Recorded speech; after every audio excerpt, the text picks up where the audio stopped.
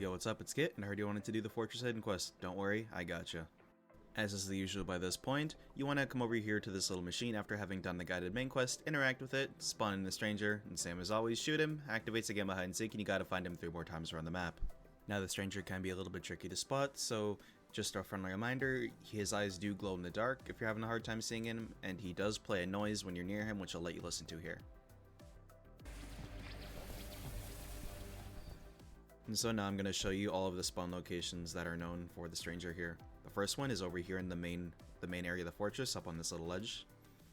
The next location is just to your right. If you come over into this little room over here and look up, you'll see him up on that little ledge there. The next location is going to be in the courtyard, the outdoor part of the fortress. If you look up above the weapon upgrade station, you'll see him in that little archway. The next location is just next to it, up on this little ledge here. The next location is going to be in the laboratory. If you look to your right after walking up the stairs, he'll be in one of those little hanging containers. The next location is he could be up here, kind of behind this hole in the wall.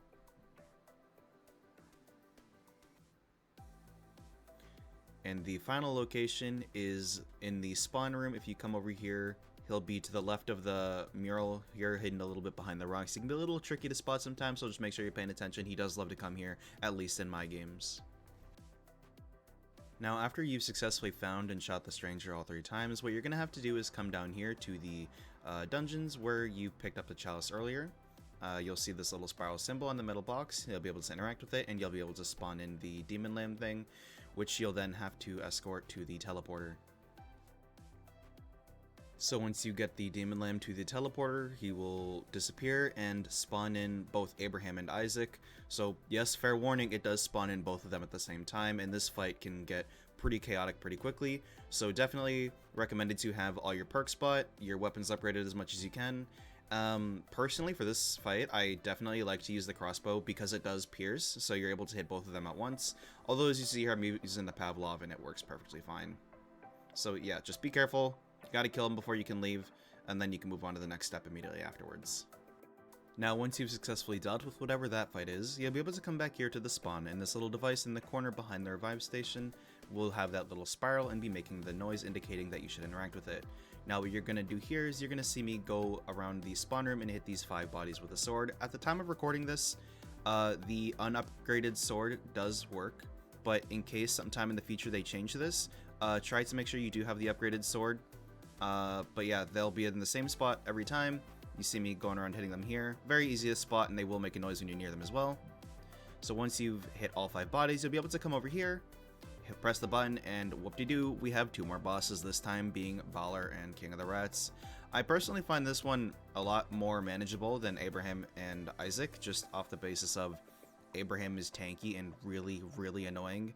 So, yep, don't panic. Again, make sure you got all your weapons and perks. Just play the fight how you normally would. You'll be fine. You got this. It's not very hard. And once you do that, you'll be on to the final step of the quest. Now, what you're going to want to do after having killed Balor and the King of the Rats is come down here to the dungeon. When you're leaving the main room, you take a left instead of a right. You'll notice this little lamp on the wall. Now, what you're going to have to do here is you're going to have to pick it up, and then around the dungeon in the cells, there will be little symbols on the walls with an accompanying number on the wall next to it, indicating that is its position in the code you're going to have to enter in a second. So all you have to do is just follow my steps here. They are in the same spot every time, no matter what, at the time of recording this. So yep, just you go around, find the 4 symbols, memorize what symbol goes in what order, and then through the gate where Balor spawns in earlier in the quest, you'll be able to come over to the corner over here, and you'll be able to actually input the code into the wall here. And once you've successfully put the right code in, as you'll see here, the little case will open to the side here, and you'll be able to pick up the seal. And congrats, you're almost done. So, as you're probably expecting, all you have left to do now is come back to the boss room, insert the seal into the machine, and start the second boss. Now, fair warning here, this fight is an absolute mess, especially in higher difficulties, so do be careful. Elizabeth will spawn in Thomas, Abraham, Isaac, the King of the Rats, and Balor. She will spawn everyone in and send them at you. So please do be careful, take your time, don't panic, don't rush, just you'll be okay. Now, once you've successfully killed her, all that you have left to do is escape the level and you're good. And congrats, this should be the 4th out of the 4 hidden quests that there is to do, and you should now have unlocked the secret wonder weapon. Congrats. Hope this helped. Hope you have a good rest of your day. Laters.